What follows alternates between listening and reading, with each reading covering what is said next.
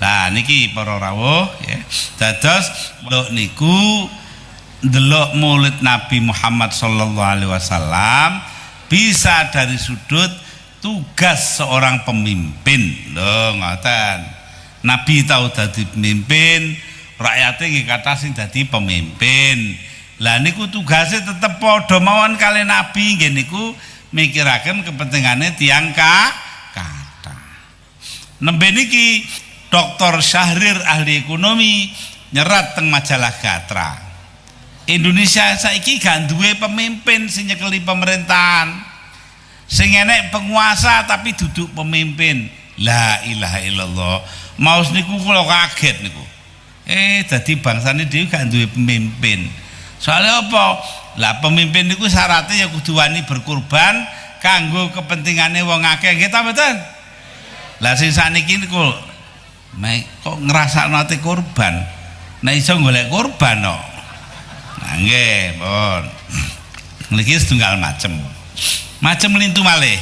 Saged ningali Maulidun Nabi niki sangat wal ard fanfudhu la tanfudhuna illa bisultan. Wis nek kleru enten Yai Saleh Qasim sing bener nongkin. Wong salahe dhewe aku diundang gak ngerti Quran kok. Nggih niku Gus Saleh modele ngoten niku. Nggih mboten napa-napa. Napa menungso jin lan menungso. Nek kon pengin ngambah jagat iki, ambaono amban sakarepmu. La tangfuduna tapi kon gak iso ngambah illa bisultan kejaba kanthi pitulungane Gusti Allah. Ngoten. Lah zaman biyen ngoten nika, nggih. Zaman biyen ngoten nika, masyaallah kok ngrasakno lintu padha-padha bumine mawon niku lho. Waduh gak karuan rasane mergo numpak jaran, numpak ento kadang-kadang mlaku. Ya saking garuwe enten mubaligh. Kanjeng Nabi Muhammad sallallahu alaihi wasallam niku hijrah saking Mekah teng Madi jajal teng pundi? Madinah Munawwarah niku hijrah 400 kilo. Tapi rene rakyat sing didongengi rakyat Indonesia saking Mekah hijrah teng Madi, jawabe Madiun. Lho hijrah kok teko Madiun. Nang niku carane nggih. Dadi napa artose? Segala sesuatu harus dilaksanakan melalui keahlian, melalui pengetahuan, melalui teknologi. Ngaten? Mila niku dawuh Kanjeng Nabi Muhammad sallallahu alaihi wasallam. Idza wusidal amru ila ghairi ahli fantadzir sa'ah. Nek perkara diserahno nang wong sing dudu ahline, tunggu nae kiamat. Oh, gak enek perubahan, gak iso ngatasi masalah. Ngoten. Nah, pasrahno enten malih wong ngaji ngawur. Pasrahno ahline. Wah, pasrahno NU niku. Kenapa? Lah NU jarene calon ahli kubur. Ya. Ayo teng riku. Mila Islam niku njaluk kabeh berdasar pengetahuan dan teknologi, mergi niku keahlian yang diperlukan. Istilah zaman saat ini profesionalisme. Ya, dokter tukang nambani, polisi nangkep maling, yai muruk, lah ngoten ta. Kok enten yai penggaweane teng terminal nangkepi wong, wong bingung iki polisi ta yai. Ngoten. Enten polisi sak bendina napa niku namine tableh. Lha yai ta polisi. Lho ngoten niku akhire. Napa malih nek tukang copet.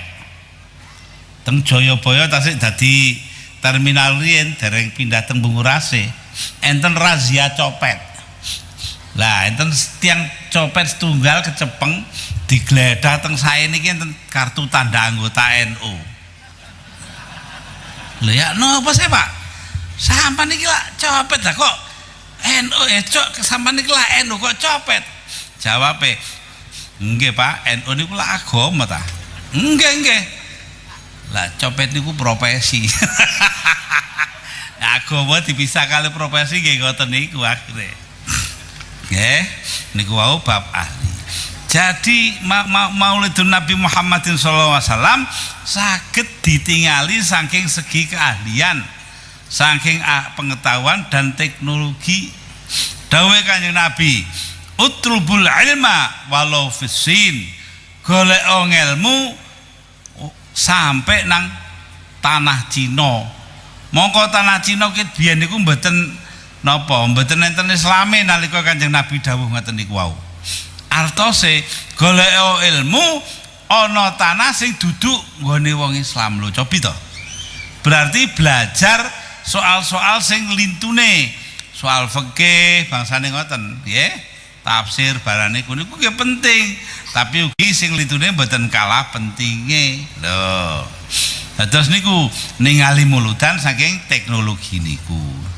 Enten malih tiyang niku muludan nerangaken napa susunan masyarakat. Susunan masyarakat, struktur sosial. Nggih, mentereng ini struktur sosial jane susunan masyarakat. Napa niku? Alhaakumut takatsur hatta zurtumul maqabir. Lho ngoten niku surat Al-Han niku lho. Wis napa niku? Wis percuma akeh-akehan bondo lho niku lho. Lah apa kono nglumpukno bondo akeh lali sembarang, bise kathah tokone kathah, tambah suwi tambah medhit lho. Percuma. Lah nek kathah tapi ditasarrufaken kangge perjuangan niku sing sae. Mila niku wonten muludan niku niru Kanjeng Nabi Muhammad sallallahu alaihi wasallam, senajan gak duwe apa-apa nek migunani marang wong akeh. Nggih. Contone napa?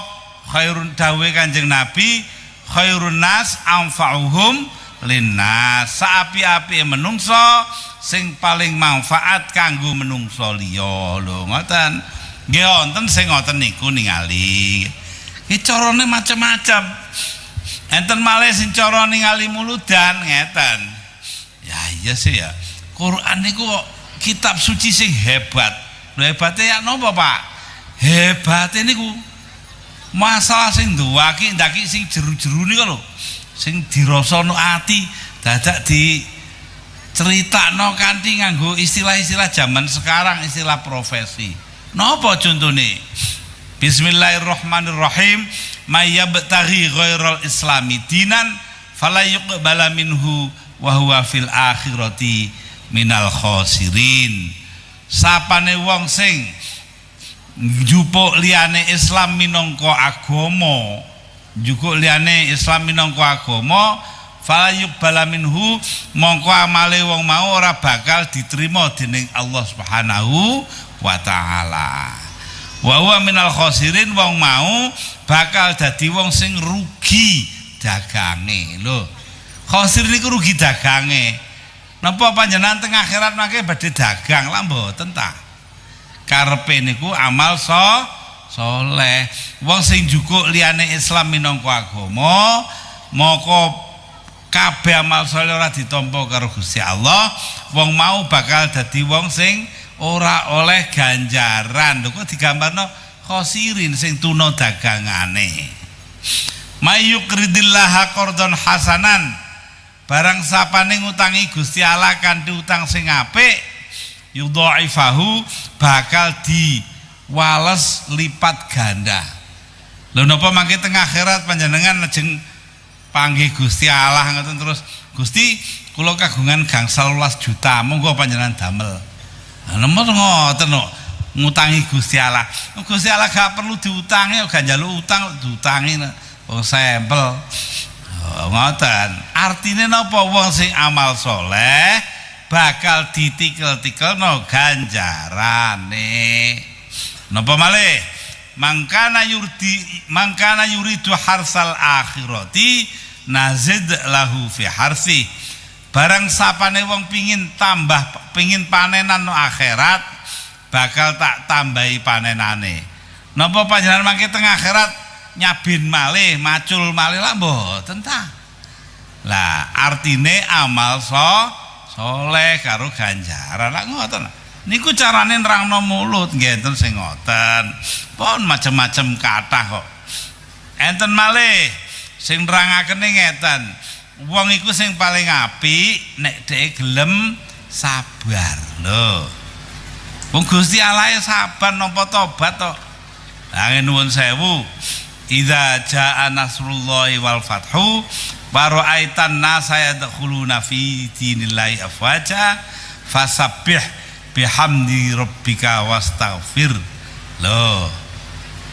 Mujiya sira maring pangeranira wasabbih bihamdi kelawan oleh matur nuwun rabbika maring pangeranira wastaghfir nyuwun ngapura innahu kana tawwaba setune Allah iku zat sing paling nampa tobat. Lho copi angger njaluk tobat mesti dikei tobat niku Quran sing dawuh.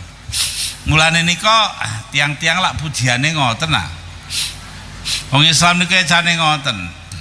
Monggo panjenengan sedaya kula jak pujian. Enten maksude ngejak pujian awan-awan. Napa? Sarengan nggih. Ilahi las tulil firdau si Allah wala aqwa ala naril jahimi fahabli taubatau waghfir dzunubi fa innaka ghafirudz dzambil azimi. Duh Gusti kula niki mboten kuat mboten ahli swarga tur kula mboten kiat teng geni neraka. Lho coba nggih kira-kira wong kedamaian iki swarga gak neraka gak nggih wong kedamaian iki gak ada pilihan ketiga napa fahab li taubatan mongko panjenengan paringi kula saged tobat. Lho niku lho kemampuan bertobat nggih waghfir dzunubi lan mugi-mugi panjenengan ngapunten dosa-dosa kula fa innaka ghafirudz dzambil azimi mongko sedune panjenengan niku ingkang saged ngapunten dhateng pinten-pinten dosa ingkang ageng. Ngoten jajal sing ngerti pujiane iku mang nggih wong niku dikengken menyadari nek dhek iku gak iso mlebu swarga gak kuat neraka ya njaluk tobat. Ngoten nggih. Tobate nggih mboten tobate wong latah nika tobat mboten. Nggih tobat niku saestu niku lho tobatan nasuha. Lah napa maksude kula kok ngejak awan-awan jak pujian? Lah nggih pujian tenggene panggung mboten teng masjid mboten teng langgar keng napa? Ha wong televisi mawon kathah kok sing ngoten maksud teng panggung gak oleh. Lah maksud kula napa? Kula niku mboten ketok ngoten lho para rawuh. Lah nek kula jak pujian bareng-bareng kula pengin ngertos niki kathah tiange tah mboten lah ngoten tok. Sing nomor kalih kula nggih pengin ngertos tiang kedamaian kene jin nurut kiai ta gak sih? Lho, lah nggih nek diulangi pujian sing ulang sinten? Maling tak kiai? Kiai, lah nggih kiai mulang pujian. Mila niku monggo sakniki sareng-sareng sedaya nggih. Ilahi las tulil firdau si Allah wala aqwa ala naril jahimi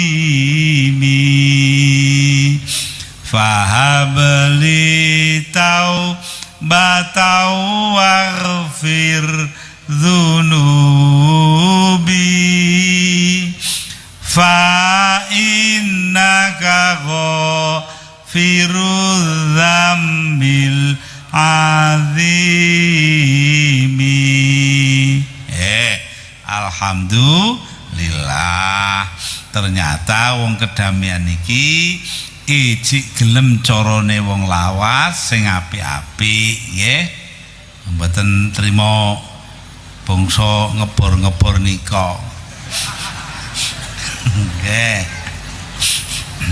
Para hadirin hadirat, wau pun kula aturaken berbagai bentuk carane tiyang mulutan ningali ilmu pengetahuan, ningali akal, ningali nika niki nggih. Mila nika alhamdulillah kita kok diparingi saged memperingati Maulidin Nabi Muhammad sallallahu alaihi wasallam kanthi cara ingkang macem-macem. Nggih. Pun niku sing bab mulutan. Kula ngertos wong-wong irene lak jane yang separuh pengin rungokno mulutan, separuh pengin rungokno liyane. Kita mboten? Oh, temen le. Niku jenenge bedhekan sing jitu. Nggih. Jitu niku napa? Rokok siji pitu. Nggih.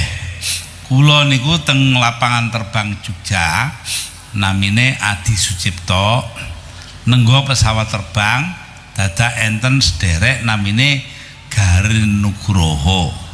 Sinten Garin Nugroho? Oh, wong seneng nonton bioskop dae wong kedamaian. Kok eruh lek sutradara iki lho. Pun mboten napa-napa wong filme apik-apik ae. Nah, anggere sampean sedaya niki nggih mpun kesupen kali barangnya dewe. Pak niki tangleti. Arek-arek takoni, ande-ande lumut, gak iso jawab. Tahu Satria Baja Hitam cerita, lah kok ngono. Tahu Satria Baja Hitam ande-ande multi lali. Ya, pun monggo. Niku Garin Nugroho niku tangleteng kula. Gus Dur, apa sampean nanti jadi calon presiden? Kula jawab, waula Kiai Ali Mas Haniku wau dawuh mantune kiai-kiai pun dawuh ngoten lho. Nek riyen dereng niki Garin Nugroho, kula jawab, ya aku nek diutus kiai-kiai ya dadi calon, bu menang bu gak terserah. Pokoknya diperintah kiai jalan. Nah, kalau sampean maju jadi calon presiden, apa yang sampean tawarkan kepada para pemilih? Gitu dan temen aku lah malah podo karo liya-liyane nggih meng mesen ngeten niku mboten ngertos ajeng lan apa nek dipilih. Kula nggih kerja keras mikir, akhirnya dados tunggal artikel dimot teng koran Kedaulatan Rakyat wonten Jogja. Napa isine?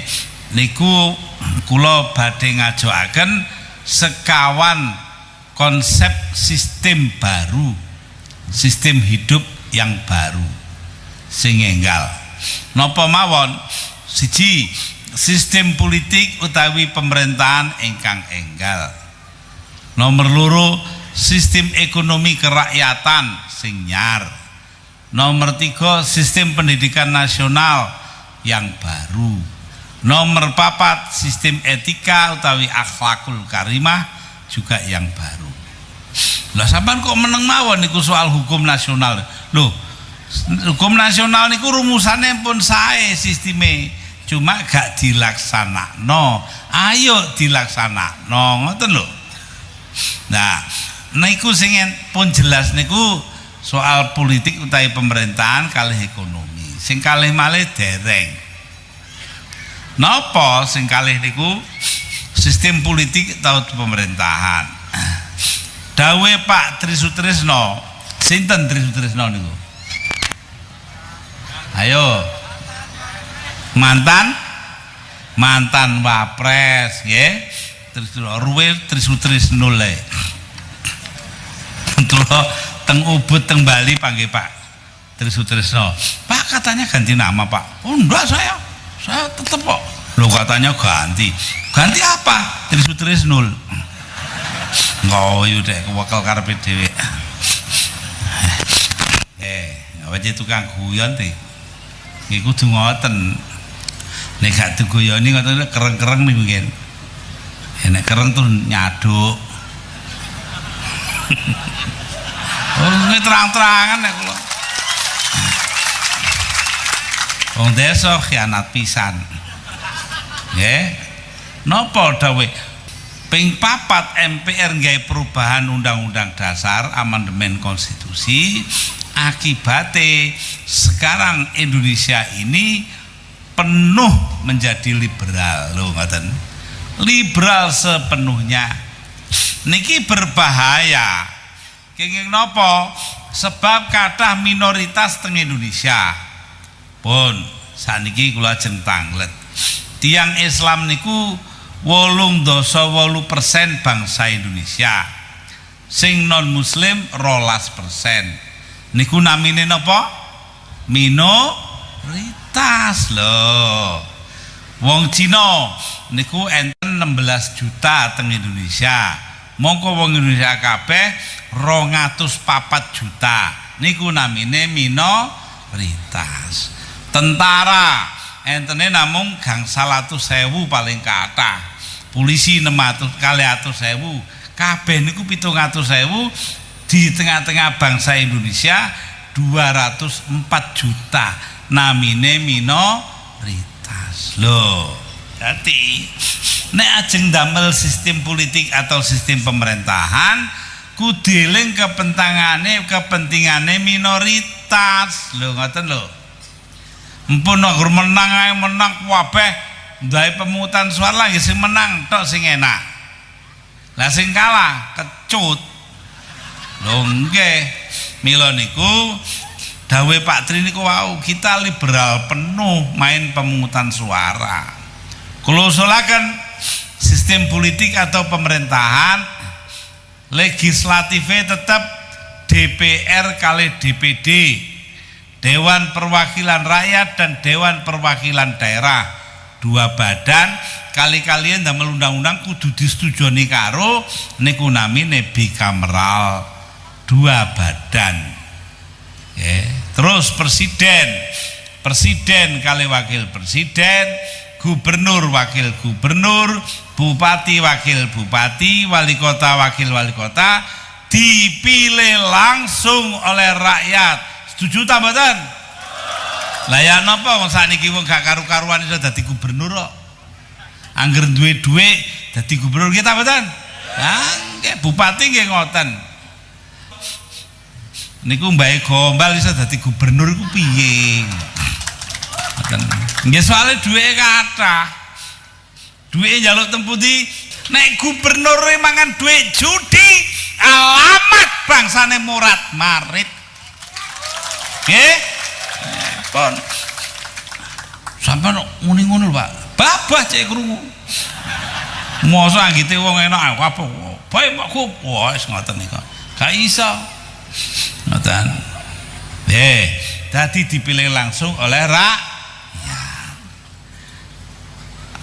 Lah, damel cepengan nopo? Oh gak kok programe dhewe. Kudu enak garis besar haluan negara, artine GBHN. Presiden ceklan GBHN, DPR ceklan GBHN, pemerintah daerah ceklan GBHN, dadi gak oleh nyimpang teko iku. Engke nek karepe dhewe-dhewe bendeng ceweng duwe karep liya-liya. Mila niku ndamel GBHN. Sakniki kula tanggel sinten sing ndamel GBHN. Lah niki sistem politik kula usulaken sing gawe GBHN niku MPR, Majelis Permusyawaratan Rakyat. Niku sidange 6 bulan dalam 5 tahun. Nggih, presidennya 5 tahun niku 6 bulan didamel sidang damel GBHN oleh MPR. Sinten sing teng MPR? DPR kali DPD ditambah anggota golongan fungsional. Lah sinten sing milih golongan fungsional? Sing milih niku DPR kalih DPD.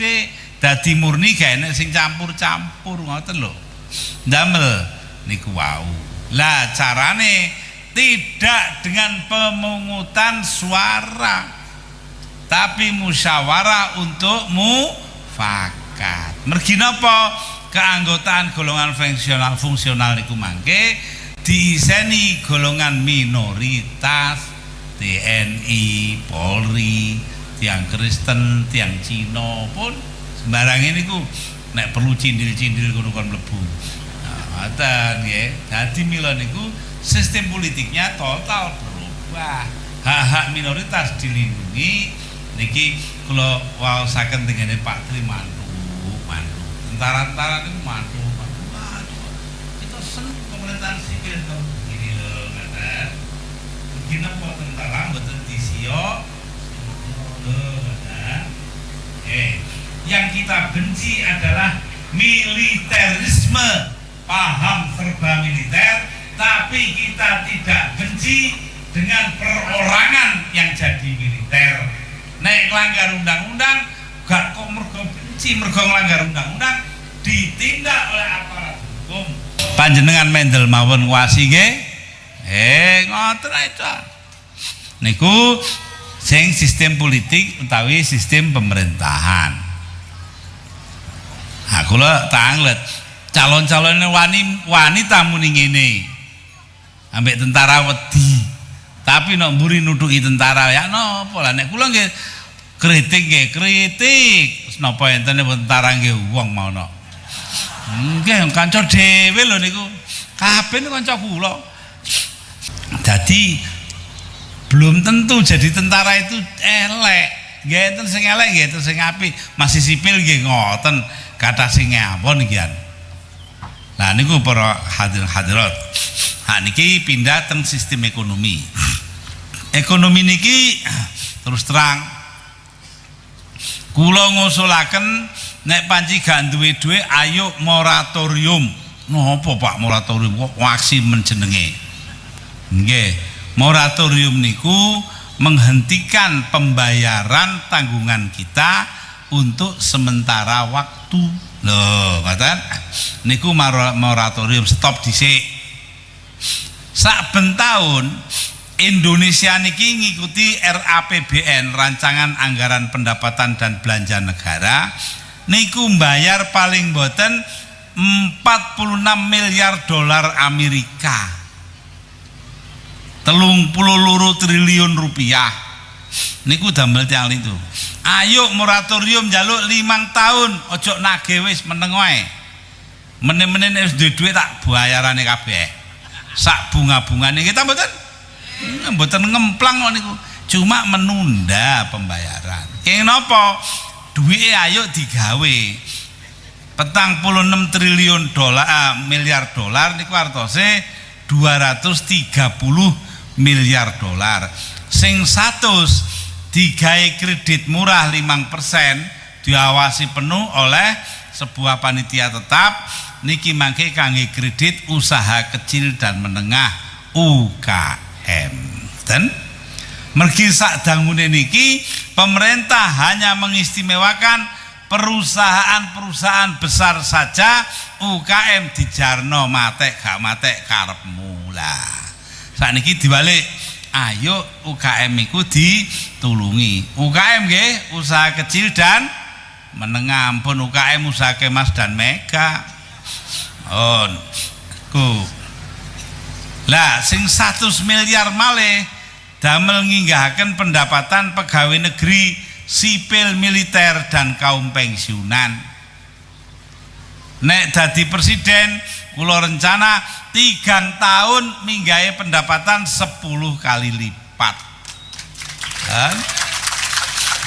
Nggih. Brigjen sing sakniki 1,7 juta, nggih. Duwike pas mboten cukup damel urip. Iso 17 juta lho ngoten lho. Lah tukang becak pinten monggo mriku kabeh. Nggih lak katut dikatroli munggah kabeh.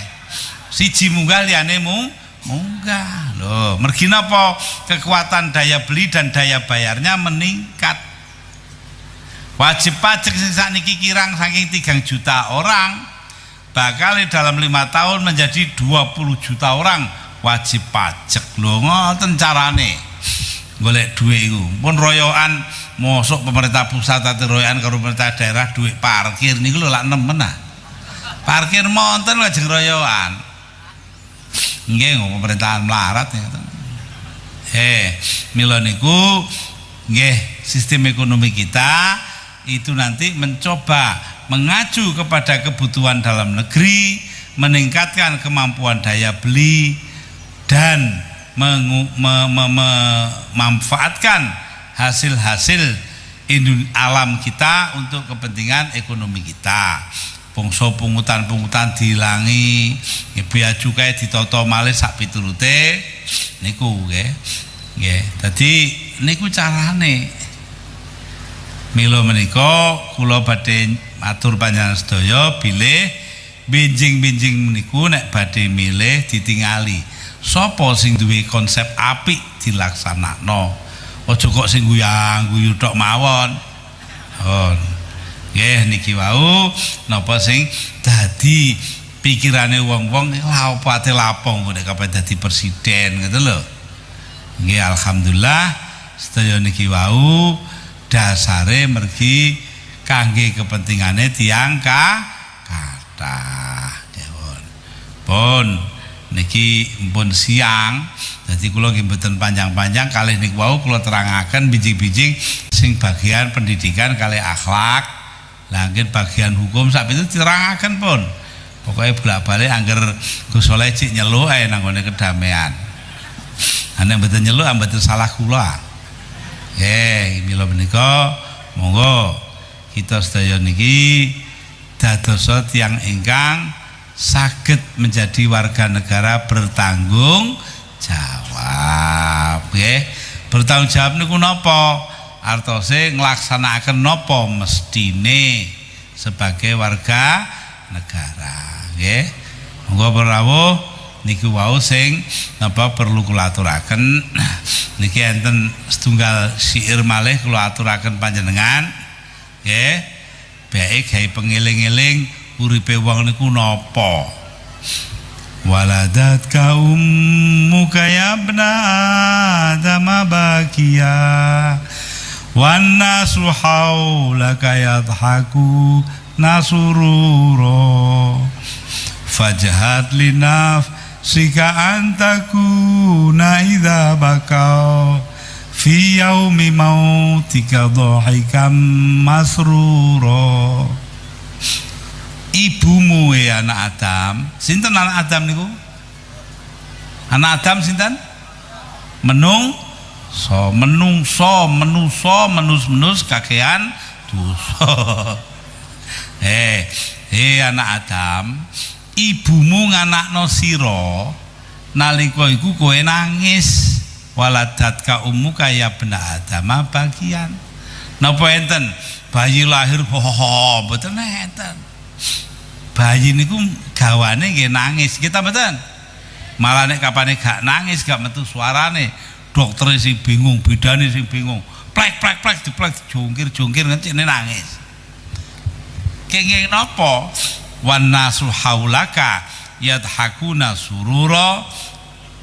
Wong liya saindengmu kabeh sing ngubengi kon iku padha guyu merga bunga. Lho, bayine nangis sing hadir bunga guyu niku wong gawane wong lahir lak ngoten ta.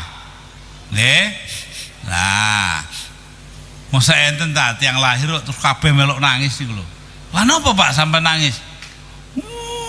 Nangis. Zaman kabeh ngeten kok lahir. Lah ilah. Zaman kabeh kok lahir. Nggih, iki kabeh sing lahir nggih lahir lak ngoten nak. Lah fajhat li nafsika mongko usahno kanggo awakmu dhewe antakuna idza bakau fi yaumi mautika nalikane wong-wong padha nangis ing dina matimu. Lho usahno nalikane wong-wong padha nangis dina matimu dhahikam masrura kon dhewe guyu mergo diparingi bunga. Lho, tiyang lak namung ngoten tok to? Nggih ta mboten? Lahire nangis wong liya guyu, nek dhek api bareng dhek mati wong liya nangis dhek sing guyu. Lah ngoten tiyang niku namung ngoten tok. Enten niku tiyang pejah, mayite niku mesem. Ngoten gotongé napa niku enteng. Wah diluk teko kuburan. Ya ditalkin ten mriku. Man robuka jawab lancar. Enten malih mayit itu merengut. Lah apa sih? Irangan gak ro nek kapane wayate mate iling wedhuse di silih tanggane guru dibalekno. La ilaha illallah. Wis ate mati cek ngurusi wedhus. Nah, dhahika masrura padha guyu mergo dibungahno. Kenging napa diparingi bebungah? Ndelok swarga ngoten mawon. Dadi panjenengan nggih niki wau didamel pepeling kita, nek kita lahir nangis wong liya padha guyu, tapi nek kita apik, kita mati wong liya nangis kene sing guyu. Lampun cocok ngoten niku nggih.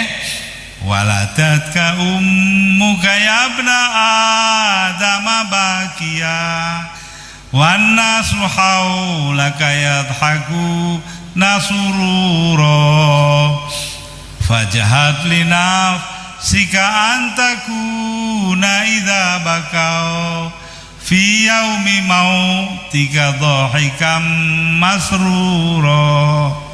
On niki wau pun kula wasaken pepeling kita urip donya niku nggih namung ngoten mawon. Laire kene nangis wong liya guyu, engko nek kene mati iso wong liya nangis kene sing guyu. Pun cekap semanten mawon mergi kula niku tasik kathah penggawean niki nggih. Kula mboten dangu-dangu teng mriki namung kita nyuwun dhateng Allah Subhanahu wa taala mugi-mugi diparingi umur panjang, mugi-mugi diparingi slamet lan sejahtera, diparingi rezeki sing kathah, diparingi turunan ingkang sae sholihin wa sholihat. Pun mila menika namung niku penyuwun kita minangka dados tiyang muslim nggih. Pun wassalamualaikum warahmatullahi wabarakatuh.